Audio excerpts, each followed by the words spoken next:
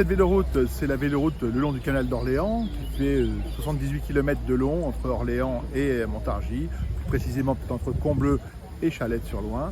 Donc la boucle est bouclée, ce que j'ai dit tout à l'heure, c'est-à-dire que voilà, on a bien raccordé les deux bouts, puisqu'on pensait faire cette véloroute en 4 tranches, finalement on l'a faite en 3 tranches.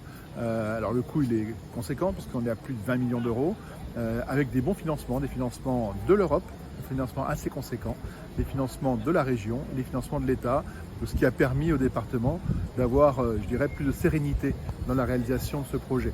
Cette véloroute, elle vient compléter, je dirais, déjà un certain nombre de circuits qui existent, la Loire à vélo, la Scandibérique. On avait ces deux branches d'un triangle et finalement là on a l'hypoténuse. On a l'hypoténuse du triangle qui va permettre d'avoir un circuit touristique ou qui permettra aussi aux Loiretaines et Loiretains d'aller travailler tout simplement d'un bassin de vie à l'autre.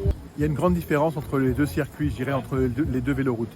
La Loire à vélo, on est souvent en milieu complètement ouvert, avec la Loire à côté de nous, sur les levées de Loire, donc en hauteur, parfois peut-être soumis un petit peu au vent aussi, avec quelques passages en milieu urbain, peu de passages en milieu boisé, alors qu'ici, sur la véloroute du canal, on est principalement dans des milieux boisés, dans des petits villages aussi, où on peut passer avec des commerces qui ont été réouverts pour certains.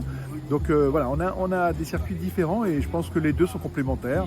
Là, on est plus bucolique, je dirais, et la Loire à vélo, c'est un peu plus ouvert. Et donc ouvert, ça veut dire que soumis aux aléas du vent. Nous avons une attention particulière sur le revêtement de cette véloroute.